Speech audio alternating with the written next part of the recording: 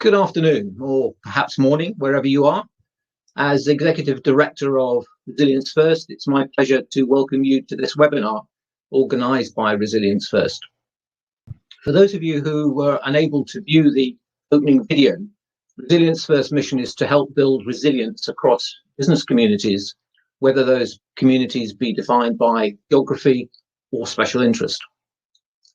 Please do visit our website, resiliencefirst.co.uk, to see the many projects and events we organise in an effort to help your understanding and application of resilience. We have recently formed a strategic partnership with the Resilient Shift organisation, so both our reach and output have expanded for the greater good. This is particularly so in the context of cities, where a wide range of networks, coalitions and initiatives is being created to further the resilience of urban spaces. Some of these will be described in our post-event summary, which I do encourage you to have a look at. But for today, the title of our webinar is Placemaking and Building Resilient Cities. It's being held in conjunction with the Institution of Civil Engineers, and a particular welcome to members of ICE to this event. An urban community's connection to place is at the very heart of resilience. And placemaking can make a crucial role in building upon this, ensuring the place is safeguarded and prepared for potential disruption. Placemaking is a multifaceted approach to the planning, design and management of public spaces and town centres. There are many examples and learnings from abroad where placemaking and community engagement have helped to deliver resilient places and cities. I think we'll hear this afternoon. So to help us explore this topic further, I'm very pleased to welcome today three guests who bring a diversity of experience and expertise to the subject. They come from the banking world, from the building design world, and also from academia. So they can provide us with different perspectives on the important theme of today.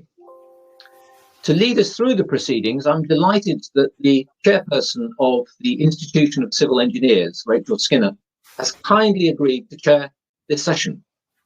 Rachel will offer some opening remarks in a minute by way of scene setting, and will then introduce the speakers in turn before we move to a panel discussion and finish with a Q&A from you, the audience. So throughout the session, I really do encourage you to ask questions of the speakers by posting brief questions in the chat box to the right of your screen.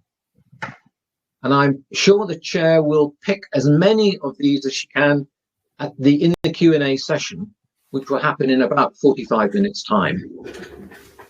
So over to Rachel. Rachel, the virtual floor is yours. Thank you. Thanks very much, and thank you for that brief introduction. A huge pleasure actually to chair this event today, because it brings together all sorts of different topics in which I'm particularly interested.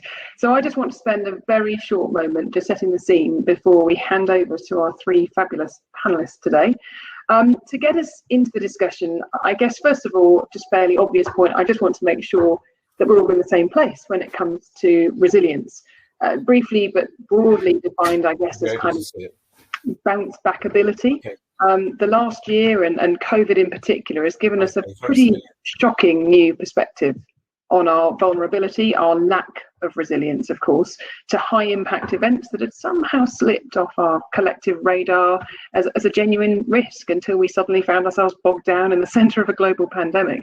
But of course, it isn't the first global pandemic. It certainly won't be the last. And it sort of makes me stop and wonder what else we might be missing.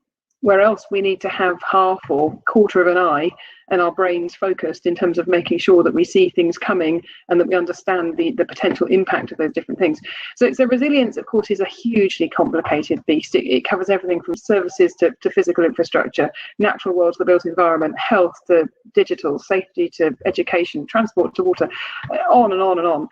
It's all about making sure that everything we as societies and communities, and indeed our natural systems as well, all over the world rely upon, count on, in all sorts of different senses, have actually been thought about and tested and future-proofed as best we possibly can. So right now, in the wake of the COVID shock the task ahead of us is obviously to rebuild, to regrow, to recover, probably lots of other words thinking about it that begin with re, but actually, of course, resilience for the future has to be about a lot more than this. And it's not just about bouncing back to what we had before, it's about taking this quite rare opportunity, I think, as it strikes me, to look ahead and take stock and try and create something better that meets the needs of modern society and the world around us in terms of the places that we all want to enjoy and live in and thrive in for the future, and end up with something that is actually not only more resilient to a huge range of shocks that we understand are coming, some with greater likelihood and greater likely impact than others, but also on creating places that are genuinely better just in an everyday sense, and thinking about how we put right some of the things that were actually far from right before the pandemic struck. And when it comes to placemaking, resilience, there's obviously a whole host of opportunities to get these things much more right. One aspect of this that is of particular interest to me, those of you who've been following anything I've been talking about in terms of my ICE presidential year will know that that is the piece around climate resilience, because my entire year as ICE president is all about shaping zero, a singular focus on climate action, challenging everybody to answer a very simple question around actually individually, what are we each going to do? What are you going to do? And while my primary emphasis in there is on carbon reduction in terms of the infrastructure field and how we get to grips with the fact that we really have been a part of the problem to now in terms of carbon dioxide emissions, and now we need to find ways to become part of the solution, it's also beyond that kind of attack strategy on carbon, it's also about the defence strategy, the resilience strategy, where we start to work out how we can adapt to the pieces of the world that we know are, all the different ways that we want to go about living that will in fact be subject to change going forward, because we know we have 30 years of a worsening climate ahead of us. Even if we start to get things much more right from today or literally tomorrow, we are going to need to do both that attack piece and that defence piece in parallel. And that applies at every scale, in every place, and in different ways depending on context. And of course, one size doesn't fit all. I think it's fair to say we haven't spent nearly enough time thinking about these issues until now, whether we think about climate or whether we think about any other aspect of resilience. And it feels that really these things are now genuinely urgent. The piece certainly around climate is not a nice to have aspect of resilience, it's completely crucial. It is genuinely urgent that we now start to really get this much more right. So I'm absolutely delighted today to have three incredible speakers who will unpack their views on aspects of resilience for us over the course of the next few minutes in the context of place and placemaking and all those other things I've just been talking about. That will leave us, I hope, if we can stick to time, with plenty of time for a really good panel discussion and then some Q&A fed by questions from all of you, as you were just hearing, in terms of the opportunity to pose any questions you want to ask of our speakers. We will finish on time at 4 o'clock. So without further ado, I will hand over to our first speaker. So we have, first of all, Greg Clark. I believe all the biographies and details have been circulated, but Group Advisor of Future Cities and New Industries for HSBC, who is going to talk to us about the importance of green investments to future-proof cities. Greg, thank you.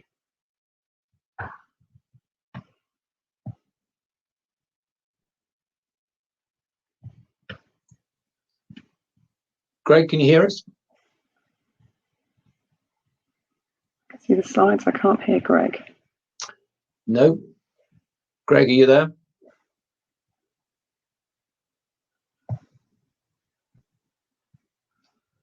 I think we'll move to Peter while we resolve the issue. Peter is there, and we will.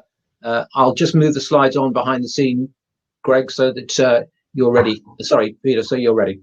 Right, so instead, in a slight change to the advertised running order, we will now hear from Peter Baird, who is Senior Associate Urban Designer at Perkins&Will on designing global resilient cities. Thank you, Peter. Let's try again. Thank you, Rachel, and sorry, Greg, for jumping in ahead of you. I hope not to steal any of your thunder and interesting insights when we get there. So I'm an urban designer and planner, and so I'm coming at this this question from very much a spatial and design standpoint. When I get my slides up, I'll run through a few ideas around this and kind of how we approach it. And I think the starting point for us is that this placemaking question is one which everyone who works in the built environment has been working on for years. I mean, it's the interaction between people and where they live. And some places get it right, and some places maybe less so. But you can't do it without an interaction with the people who make up that place, whether that's on a daily basis, whether they live there, whether they work there, whether they just visit there. It's really an intersection between people and place. And then one of the key functions and ways that people do interact with that is through the companies that they work for, and they build up the economy and the ecosystem within that location. And so any one of those missing from the conversation means that you've got a problem. And as it aptly coincides, is if you've got a problem with that, then you might have a problem with your resilience in terms of how that place functions. And so I've lost my slides. They can come back, that would be great. When we're looking at those three dimensions, the other element which is really important to consider is the scale at which you're working. And so we know that these systems and resilience doesn't respect boundaries, and it can operate across the world, it can operate across countries, it can operate regions, right the way down to individual streets. From the personal perspective, from those people, they're looking at it from the micro scale. Usually, they're interested in how things are affecting their daily lives. And so you've got on one hand this definition of place which has no specific boundary and could be anywhere, and then you've got resilience which doesn't respect boundaries anyway. So for me, this is a fantastic conversation. So when that throws up some challenges for us, and I've got a couple of them here I'm going to touch on very quickly. And the first is understanding where the gaps are in the conversation. I'm pleased to see that actually those gaps in the resilience discussion are reducing, and now there's a whole wide range of different places where you can get information about resilience and different indexes, and understanding resilience and understanding how that weaves into your placemaking dialogue. But what's interesting now is you need to be aware that some of them are more focused on certain elements like security and risk. Some of them are more focused on skills and engagement. And so fitting and tailoring the methodology and the indexing and the data gathering to your community is really key.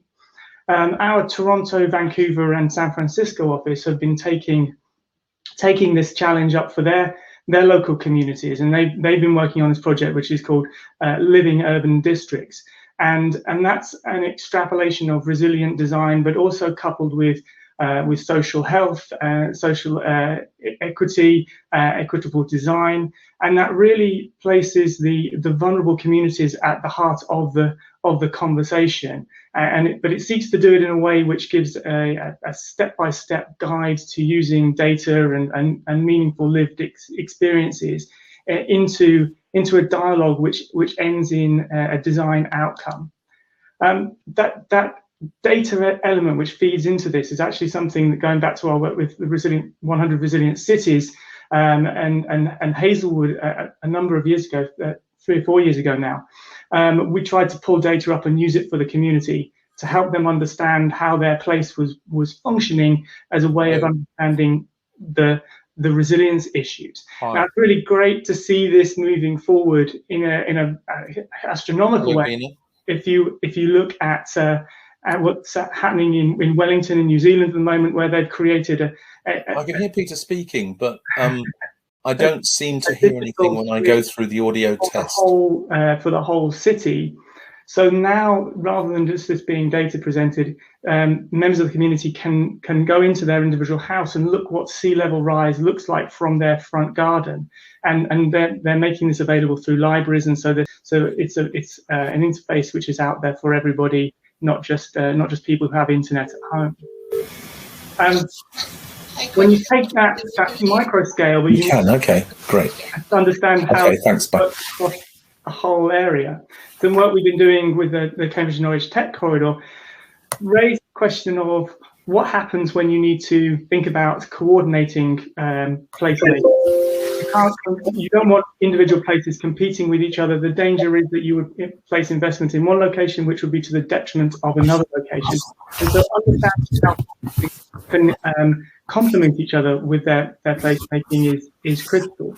And then that brings us back down into this, into the level of impact on people. And maybe these images are a bit more familiar to when the placemaking conversation that we see from architects is it's about a shiny render. But I think we get to the heart of it here in that this is on the ground experience of how people interpret the world that they live in.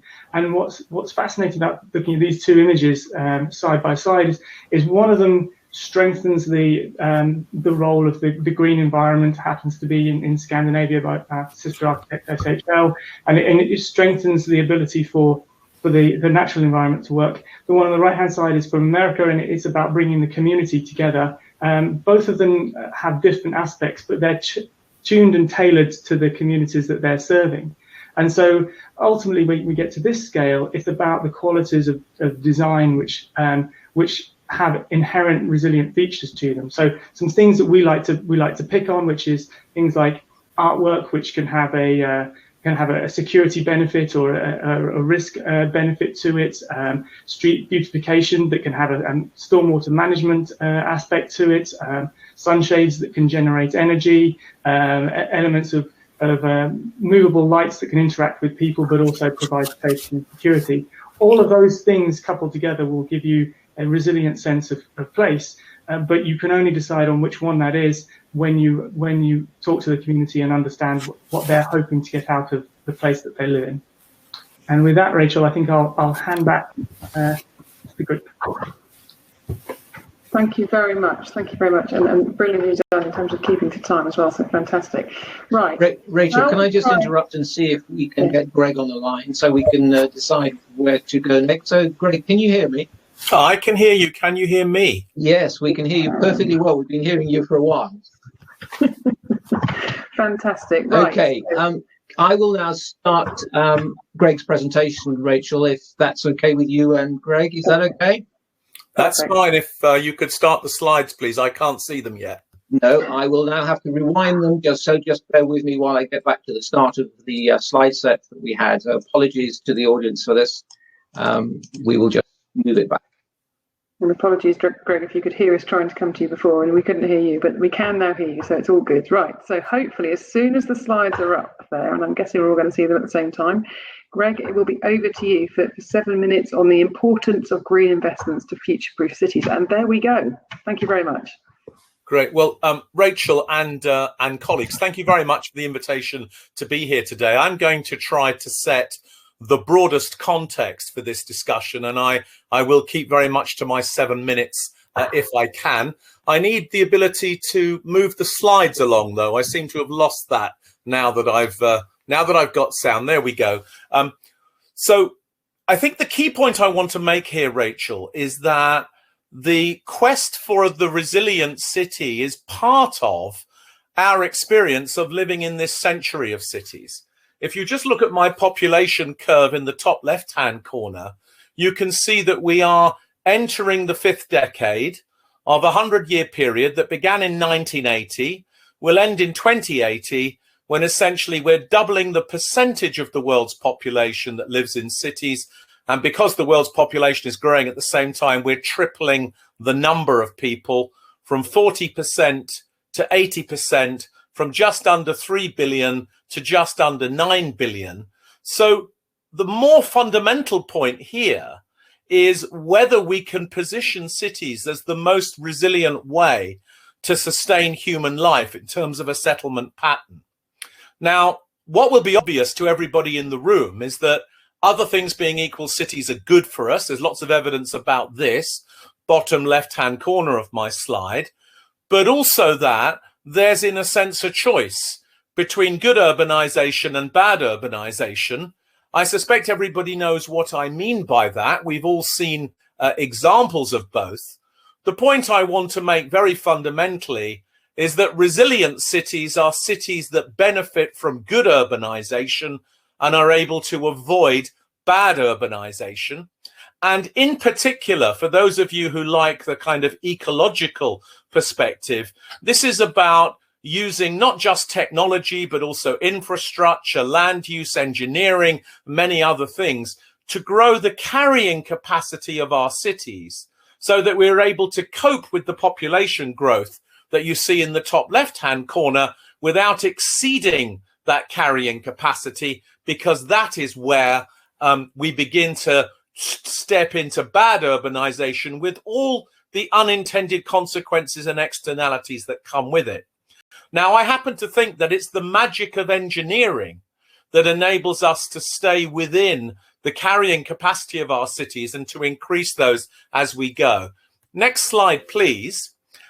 One of the things that's happening in this century of cities is that we're moving away from a model where we thought 10 or 20 or 30 cities matter, to the point where of the 5,000 cities that exist around the world, 600 to 700 are clearly driving the economy, and about 100 of them have become really important centers of knowledge, decision-making, exchange, trade, and so much more.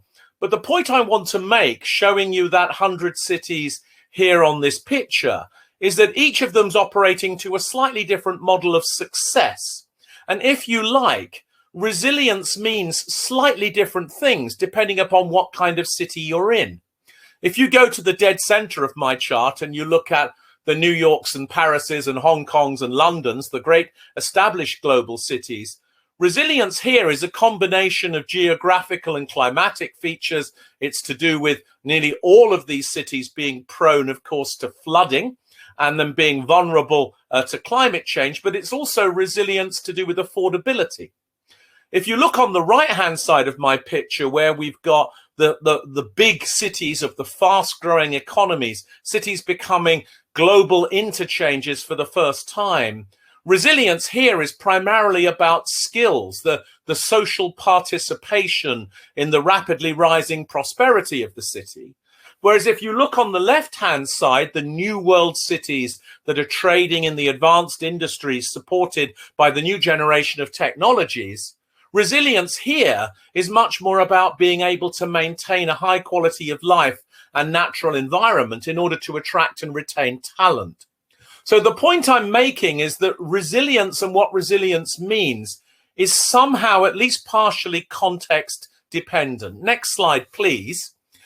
Technology really matters in all of this, because technology provides, as you can see in the top line here, a new set of enabling technologies driving both scientific process and technological applications, resulting in a whole series of new market applications of technology. But most importantly, for cities, doing two things.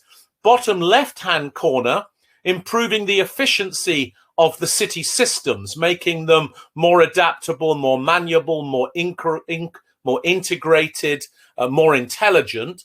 Bottom right-hand corner, shifting and changing the nature of the economy that cities house, a new source of job creation, which is very important to the long-term economic resilience of our cities, particularly diversifying them. Next slide, please. The application of these technologies to how cities work, now coming into a kind of fourth cycle, if you like, a city 4.0, where we're trying not to create the robot city, but trying to create the co-created city, where citizens and institutions and business and government work together. So if you like, there's a kind of civic resilience to our cities here that we need to think about. Next slide, picking up the point you made at the beginning, Rachel, here's the 500 cities that are vulnerable to a half-meter rise in sea levels if we were to exceed the 2 degrees of global warming agreed as a maximum in Paris. And you can see these cities are all over the world. So cities are both producers of climate change and they're also victims of it. Therefore, on the next slide, very important insights, I think, have now emerged about the pathway towards the zero carbon city. This is the work of the Coalition for Urban Transitions. Look at the picture on the right-hand side.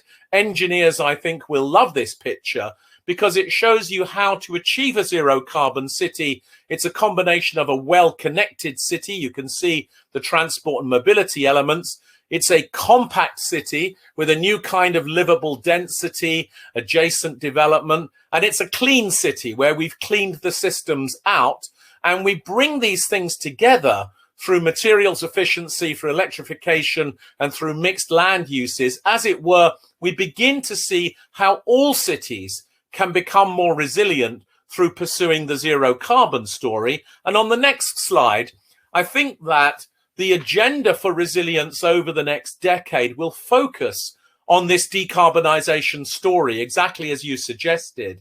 And the point is that the zero carbon city is not just a city that, as it were, reduces its impact on climate change. It's also a city that uses decarbonisation to achieve many other outcomes: innovation, cleaner air and health, financial savings, job creation, improved service quality. In other words, the zero carbon city is a kind of organising idea for future resilience for all cities.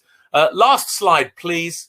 I think where we're headed as a result of all of this is not so much a choice between the physical city and the virtual city, but towards a kind of blended city where hybridity and servicization and other things become very important. How we develop our concept of resilience around the changed shape and size of the city that has emerged from COVID-19 is going to be a very important discussion. I'll leave it there. I hope that sets the scene in a helpful way. Fantastic. Thank you very much, Greg, and well done for battling on through the challenges of the tech. So our last panelist to speak in terms of this event today is Professor David Alexander, who is Professor of Risk and Disaster Reduction at UCL. So he's going to speak to us now on making the urgent case for actions in cities, again, hopefully in 7 minutes. Thank you very much. Thank you. It's a pleasure and a privilege to be with you. I'm going to talk to you about disasters and spirit of place, genius loci.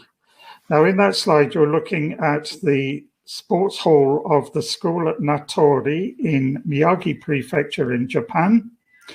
And it's showing you the school satchels of those children who never returned and of whom no trace was found after the tsunami of 2011. Pause for thought. I'd like to tell you a tale of two domes. On the 13th of March 1996, the cupola of the cathedral in Noto in Sicily collapsed. Fortunately, there was no one underneath. 3 years later, a similar event killed 4 in Assisi, but this time it didn't. Reconstruction did occur, and it took 11 years. Now, the Valley of Noto, with its various towns, Avola, Scicli, Syracuse, Noto itself, and so on, is perhaps one of the most remarkable concentrations of architectural worth at great seismic risk. Reconstruction, however, did occur. Our next case is that of the cupola of the church of Santa Maria del Suffragio in L'Aquila, which collapsed in the magnitude 6.3 earthquake. And in fact, the damage was considerably worse after I took this photograph as a result of aftershocks. It was, however, reconstructed over a period of 9 years. Now, why were these priorities? Well, the answer lies in the importance of spirit of place, in the recovery of urban environments after disaster. Yet it doesn't always happen. For example, in the circumvesuvian area of Naples, there are nominally 142 villas constructed in the classical or Baroque style over the period 1709 to 1840. But the collapse in heavy rain of Villa Lauro Lancelotti in Portici led to no reconstruction, which begs the question of why not this time? And I suppose the answer lies in a question of priorities, in a question of concern, and a question of funds. Now, there is a book about genius loci, which has become something of a classic by Christian Norbert Schultz. It doesn't specifically deal with disasters, but it certainly is food for thought when it comes to the question of how to recover what has been lost when destruction is widespread in disaster. Christchurch is another case in point. 2 earthquakes in 2010 and finally 2011. These photographs were taken a year later in 2012, when a considerable amount of demolition had taken place, including some 82 listed historic buildings over a period of 9 months, which begs the question of what the listing process was actually for. The point about it is, and particularly with respect to the cathedral, which was designed by George Gilbert Scott of St Pancras and Whitehall fame, is that many of these buildings encapsulated the spirit of place of Christchurch. Therefore, what will Christchurch be like without them afterwards? Consider, for example, the Catholic Cathedral, which was reckoned to be the most important neoclassical building in the Southern Hemisphere, and yet apparently it will not be rebuilt. What impact will this have upon the spirit of place in Christchurch? How will there be a mutation of spirit of place, and what effect will that have on people's loyalty to urban environments like Christchurch? But to complete the picture, there are also, of course, the cases where there has been a deliberate creation of a spirit of place, of which one of the most famous is Lisbon. And you're looking at the Arco de Rua Augusta, which is a sort of ceremonial entrance to the reconstructed city after the earthquake of 1755. We might say that the architect, the author of that reconstruction, the Marquis of Pombal, was really rebuilding not merely the city, which he did over a 40-year period. In fact, he didn't live to see the end of it, and in a rather authoritarian manner, moreover. But in many respects, he was rebuilding the reputation of Lisbon as the center of empire and as a major commercial trading city. We have to ask then, when we look at the question of spirit of place, with what do people identify? To what do they owe allegiance when disaster stresses an urban environment? What characterizes a place? And how do we maintain questions of loyalty to place or pride in place? And what is the relative importance of things in genius loci relative to people? The spirit of place, of course, is largely, perhaps mainly, the spirit of individuals, of people, but also perhaps of what they create.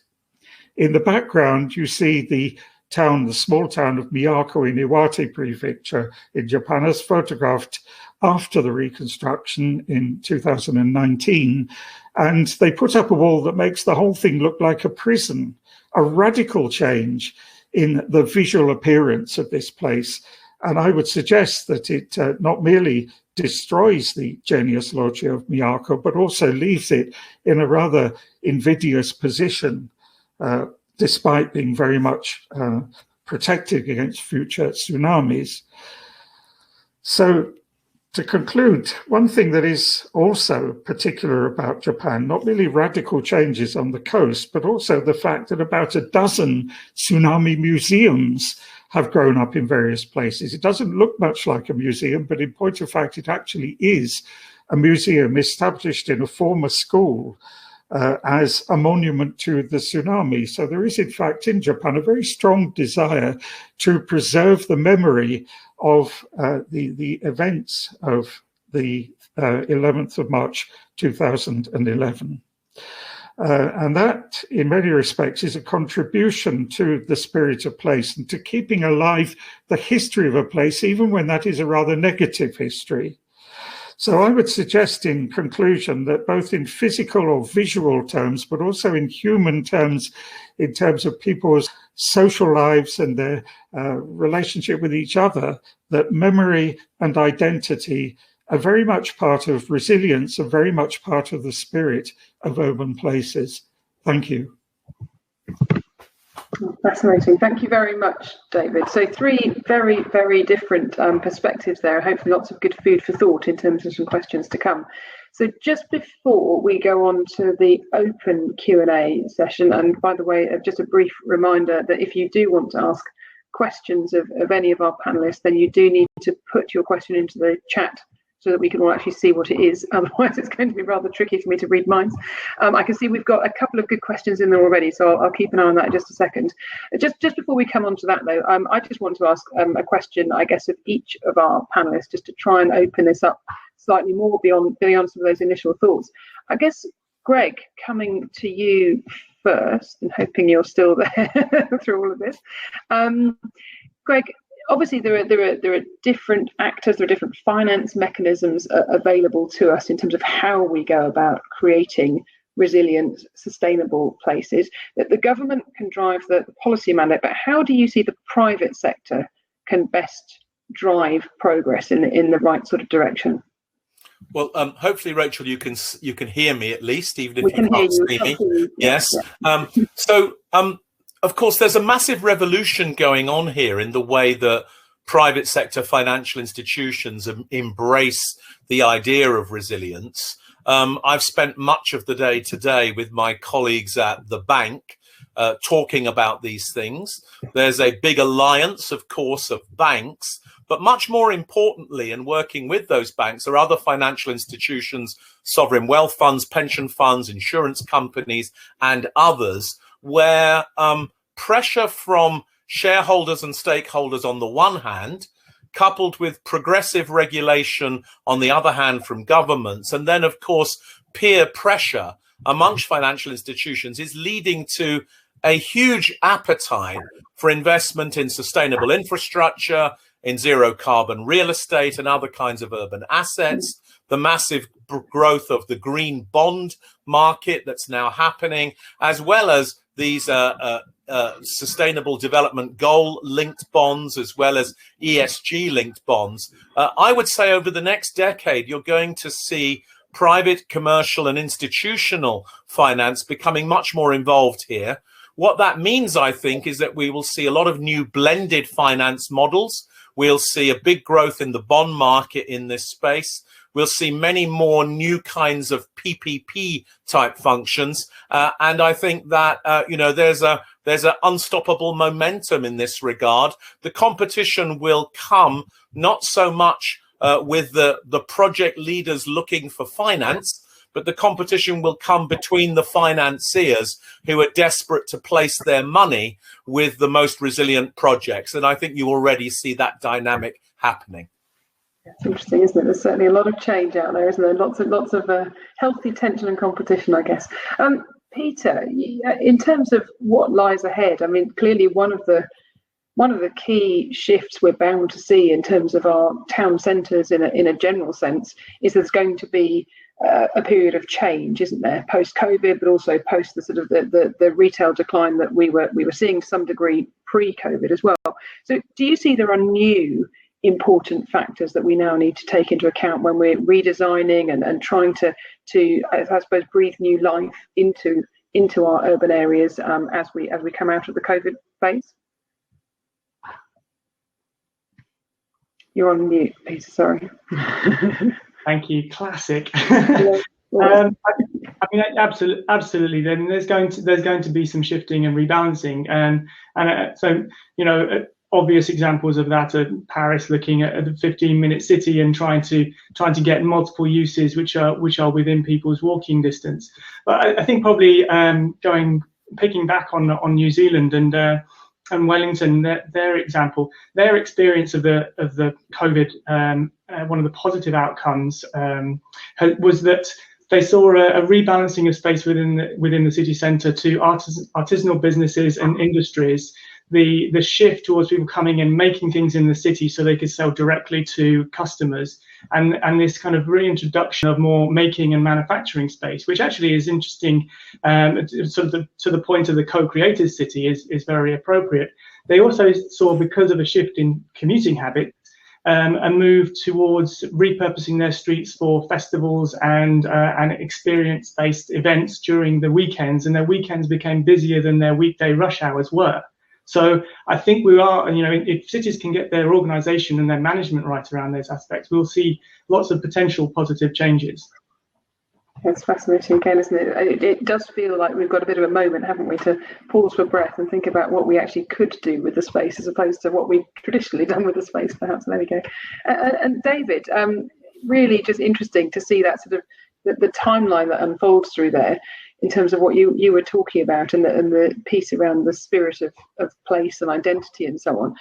Do you feel that there are new aspects coming in to our focus on building truly resilient cities and places? Have things changed from, say, 10 or even 50 years ago, or are there sort of core pieces in there as I think you hinted, that perhaps haven't changed very much. What do you see coming? Sorry. Oh, there we go. You might. You're on mute, sorry. Oh. No. No, we can't hear you. Get one more try.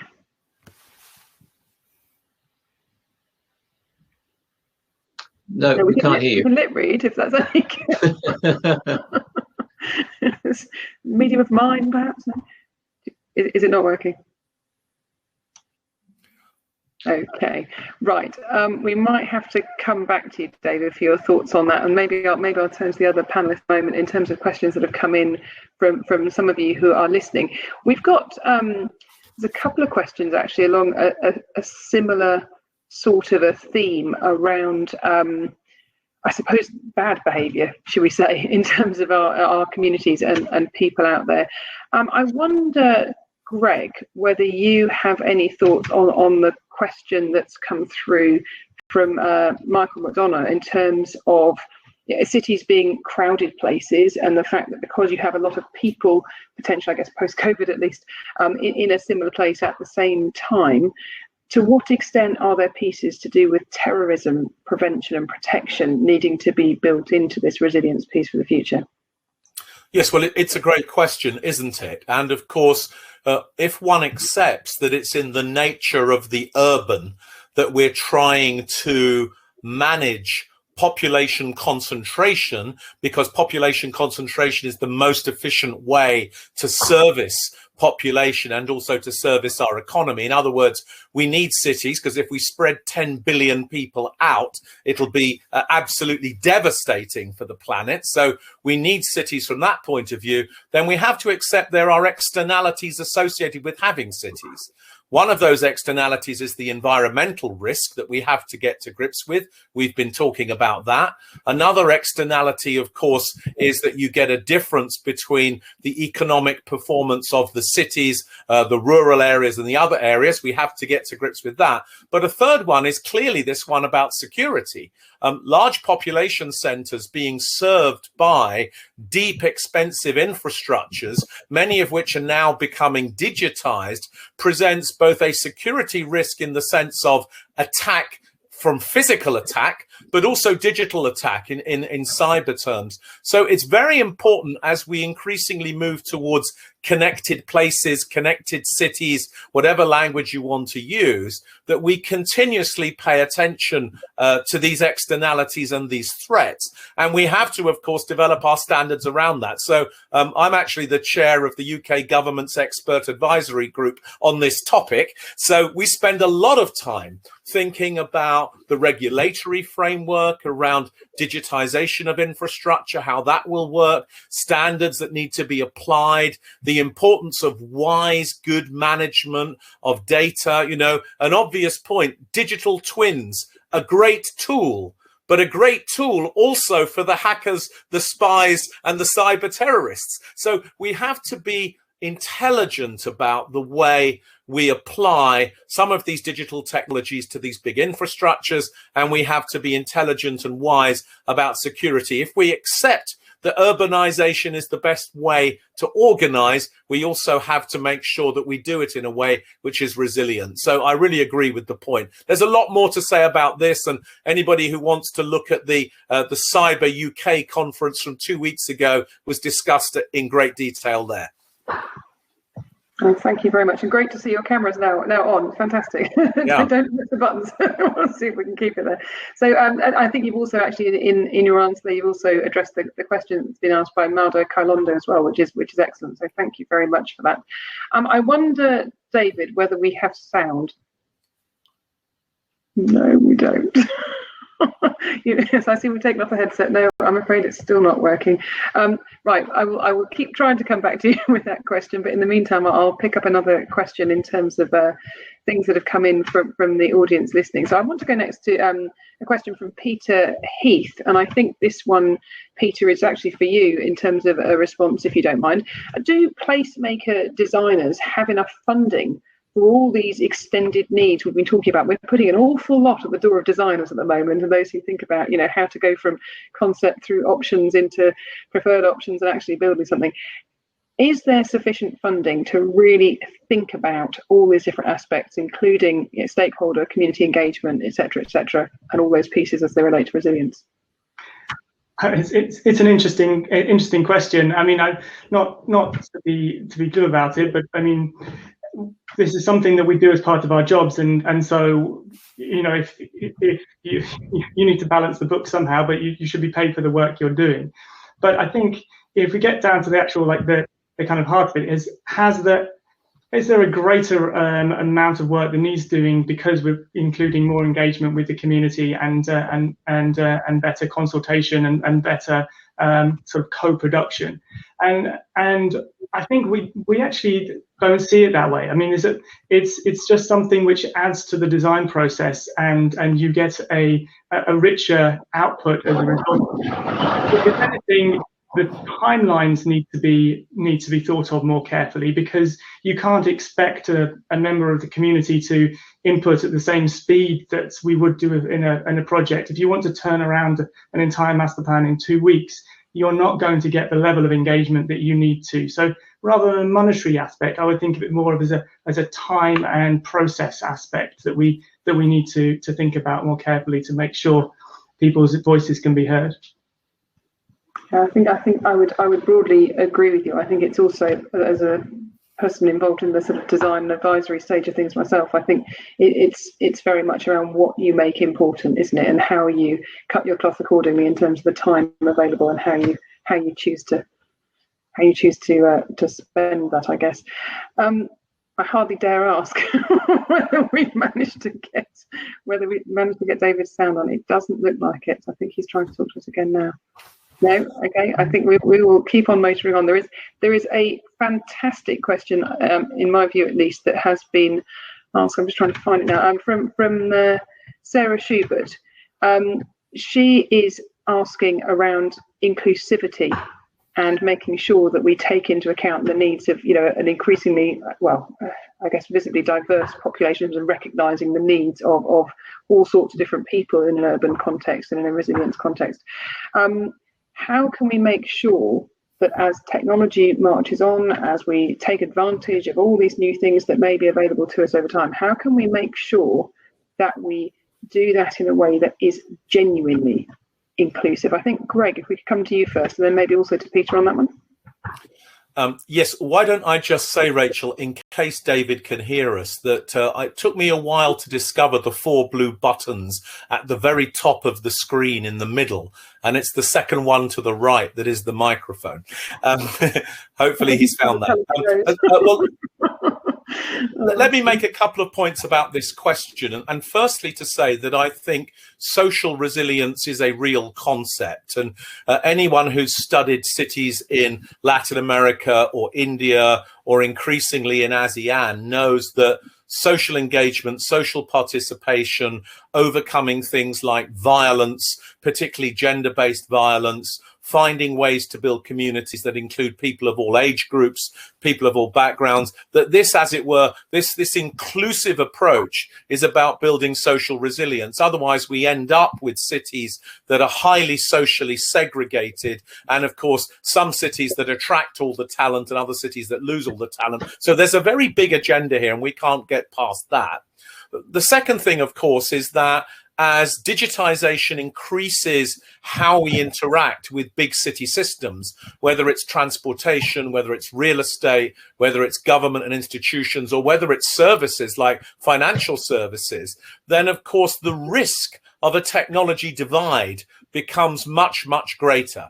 And so there's a kind of responsibility agenda here that as we digitize, as we make everything more interactive, more intelligent, smart, if you like that word, I happen not to, but, you know, there's a big responsibility to deal with digital infrastructure deficits, to deal with software gaps, and to deal with both the skills and access to the hardware required to do this. We saw this, I think, very much during the education of young people during lockdown in the pandemic, where it was very clear that wealthier families had greater access to screens and to digital connections than others did. So it's very important that we have, a public effort to address this, and also responsible business that's doing something about it. There's a lot happening in this space. I can't rehearse it all now, but increasingly, I think the pandemic will produce a new social contract that will include within it a new license to operate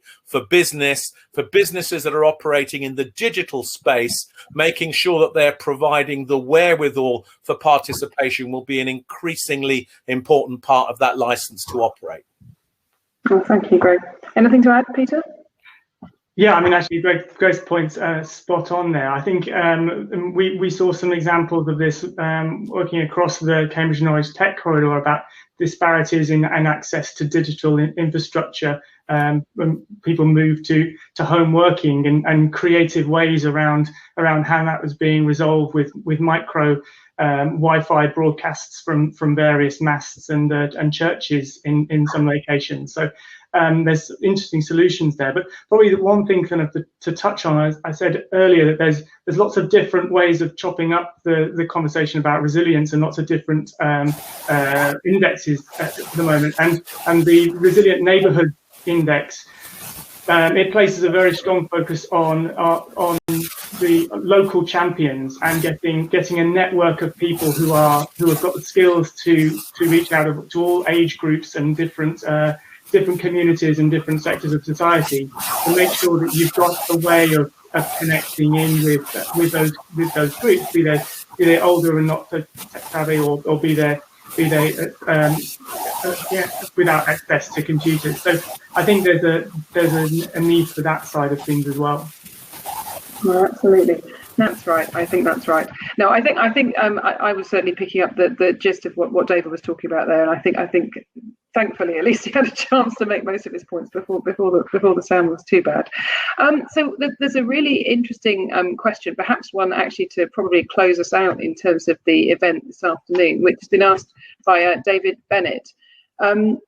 Is there a city that each of you might point to as coming closest to, if you like, the best or the right model for a resilient city of the future, bearing in mind what we heard from Greg a bit earlier on, and the diversity of cities that are, of course, springing up all over the place, and which are likely to continue to do so? Is there a particular aspect of the model that we feel will be most valuable for the future? Is there a particular recipe, I suppose, in terms of how we might want to go about creating the most resilient places of the future? Peter, maybe we could start with you. Horrible question. No, I mean it's a great question. But my answer would be, as I said, I don't think there is one answer, and it's about understanding your community and what the response is. There's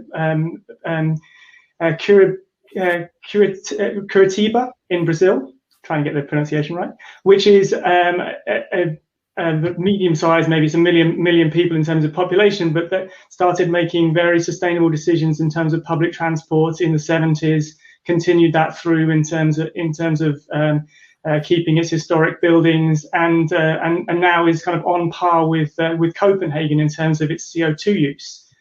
So if you were looking for a model, then that ticks a lot of boxes. Is it the right model for, say, New York to copy that? Probably not. But that's why we've all got to adapt and look for lessons learned where we can. Sure, thank you. Greg?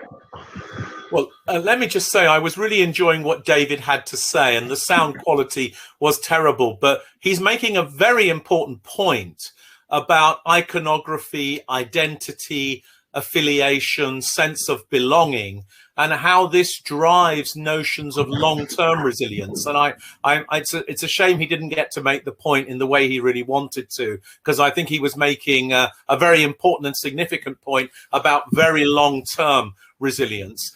Rachel, this is a kind of dinner party conversation that people like me get asked all the time, and I have so many different answers to this question, so I'm going to give you a quick one if I can.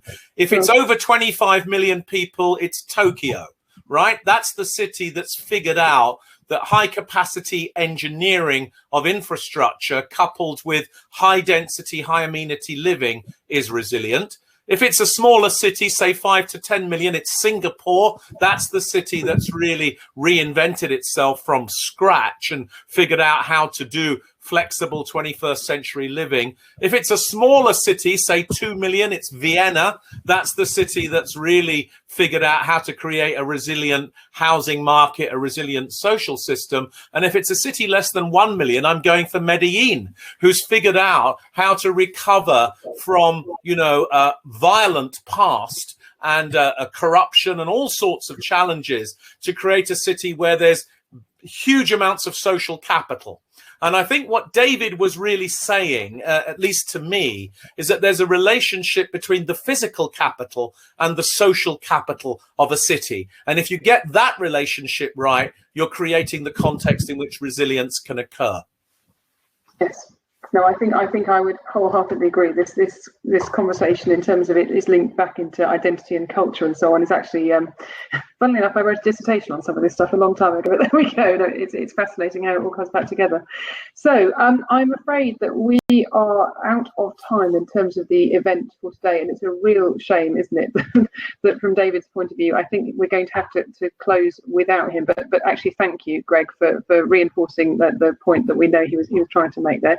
So I suppose if I had to just very, very briefly summarise, clearly these are hugely complicated issues. There is, as we know, no one right answer. It's a slightly provocative question at the end there, sort of slightly on purpose. But when it comes to the identity, the cultural side of things, the social form of places, and then you overlay that with the physical form, which of course in some cases is reasonably permanent and difficult to change, actually overall, it just feels like all of us working in this broad infrastructure and placemaking space have an awful lot that we need to embrace if we're really going to get across all these issues of not just creating sustainable, stable places for the future where people can, can live and grow and thrive and have all these opportunities they want to have open to them, but also places that are actually designed and built and maintained with that resilience in mind, bearing in mind the sorts of risks that we're going to be looking at going forward. So it just remains to me, I think, to thank all of our panelists, including David, of course, but particularly also Greg and Peter for their time and input this afternoon. And with that, I will hand back to Robert to close. Thank you very much. Thank you very much, Rachel. Well, it's been an excellent hour, and all I could do on behalf of the organisers is apologise for some of the electronic issues that David experienced. And we will try and summarise what he had to say in our summary. I'd like to thank particularly Rachel for managing the session throughout. She did an excellent job as juggling around the various questions and the speakers. So thank you so much, Rachel, for chairing the session today. And thank you for listening. And I hope you found, certainly from your questions, you seem to have found the topic of great interest. And I hope we will return to it at some point. So thank you to you, and thank you to the panelists and to speakers and to the chair. Finally, it just leaves me to say that our next webinar will be on the 23rd of June, when we will be looking at the next pandemic with the former Chief Medical Officer for England. So please do join us then. And until then, have a very safe day. Thank you. Bye-bye.